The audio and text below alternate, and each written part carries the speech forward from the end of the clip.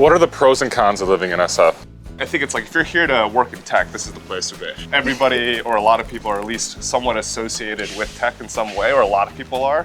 So if you kind of want to be in that mindset, a lot of people, work fairly hard as well. So it's just very normal to be working quite a bit. So I think that's the big pro. Another pro is just the nature, right? Like, we're going to be walking around the city, we're going to be walking to the park. You're going to be strolling around, you're going to see the Golden Gate Bridge. Right? That's just like a really beautiful place to be around. So this is the TruckSmarter headquarters right here. This is the San Francisco office. San Francisco office. We have another big office in Chicago. Yeah. What's going on in Chicago? Chicago, we got a lot of the operations teams, the sales team, customer success teams, our finance team. San Francisco, the vast majority of the people here are on the R&D side, so engineers, product, and whatnot. But I really like that you guys have, like empower truck drivers' lives. That's like your mission statement. That's at the core. Yeah. That's why we started the company, right? Like, we talked about it.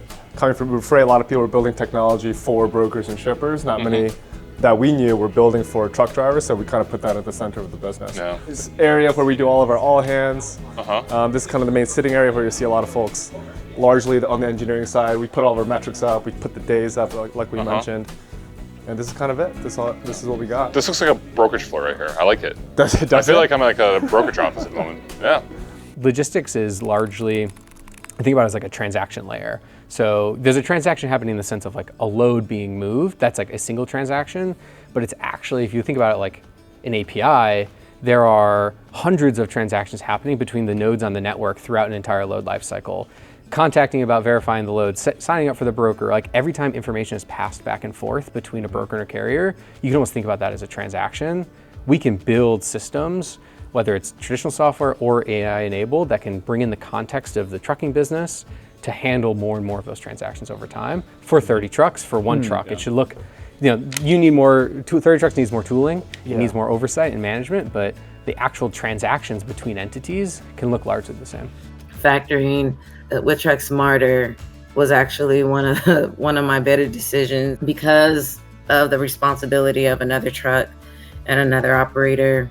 I needed to be able to get those things processed, invoices processed, because now I didn't have the time with other family obligations to be invoicing like I was and running back and forth to place it to get the mail and things like that. It's so easy. Along the way, you guys have built a huge team of people, and it's been pretty fun to see from 3 people down to however many 50, 60 we are now. Incredible. Any lessons or thoughts? Everything we've built so far is really just the tip of the iceberg, I think, of what the potential that's underlying this is. We've talked about AI dispatch being, helping people find that load. That's just the first step of what AI starts to unlock with us.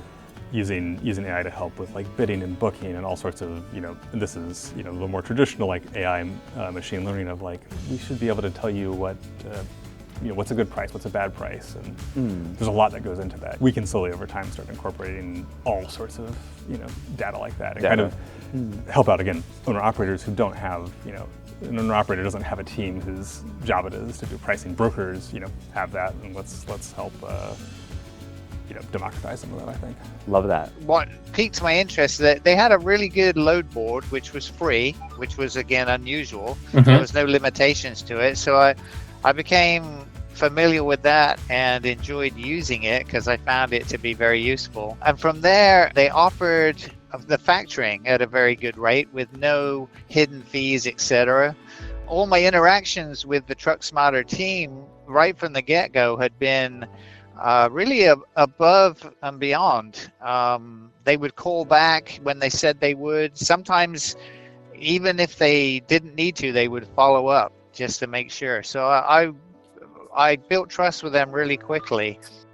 Every truck needs to be an effective asset, needs a load, right? It needs utilization, and then you need to execute the utilization of the asset. So dispatch core job today, what we're thinking about is first solve utilization.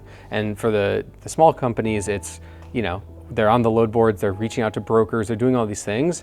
There's both the activities of that. So they're time constrained, you can't do these things while driving. That's actually let drivers drive, let them focus on driving. While we can do these things in the background, we can search load boards, we can talk to brokers. And it's not that we have to talk to brokers in the way that we all talk to each other today. It's, can we integrate with systems? Can we talk where we need to, right? Like we have a voice agent today that's pretty successful, and it's successful when we don't have another way to gather information and make the connection between broker carrier. So we streamline the utilization problem first. We think about it's like what started TruckSmarter, right? Like make this load board so that you solve the first order problem for trucking companies is what load am I going to move, small trucking companies? Then you move into the other elements of execution. So, okay, the truck is utilized. Now it's, okay, what are the other things that potentially go wrong? How do we make sure that we can help answer some of these questions for the parties that are involved? I'm wondering, Dan, how do you like lock in, like, I'm sure you feel like, there's pressure on all sides, like there's obviously a lot of competition. You gotta have great people around you. That's the first thing, right? Yeah. I think like, I'm very blessed to have an amazing wife. But then also I think it's like, you gotta just have a really dialed routine. Like, my routine has not changed for maybe over even like 5, 6, 7 years at this point. It's like, I wake up the same time every day. I go to the gym the same time every day. I go to work the same time every day. And we're just in, we're just dialed in every single time. So, and I think it's like avoiding the temptation to like kind of break out of that is good. It's like the hardest thing. But at some point you kind of like keep, you kind of like stay in your flow, right? And I think that's where you can get a lot done. It's beautiful here.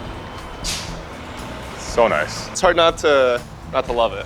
So it's been great working here and working with a lot of really motivated, smart people who are trying to solve big problems. People who, in theory, I think could probably make more money somewhere else, but instead they want to work for a company that has purpose and is driven towards finding solutions for small, independent carriers. Noble. It gives you something to wake up every day and be excited about. One of my favorite things about working here has been working with very different people with different backgrounds.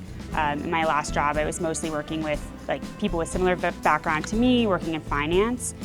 Here, I'm exposed to a lot of engineers, folks with freight backgrounds, people who are just masters of operations, and it's really interesting to hear the way they think about these problems that are facing carriers. It's always quite different from how I'm thinking about them.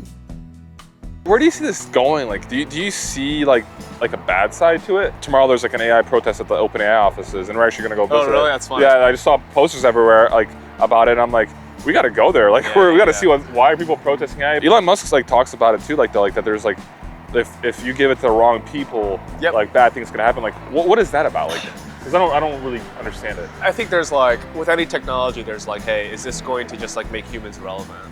Right? I think you saw this during the Industrial Revolution, where all of a sudden we didn't need people to be in factories making things.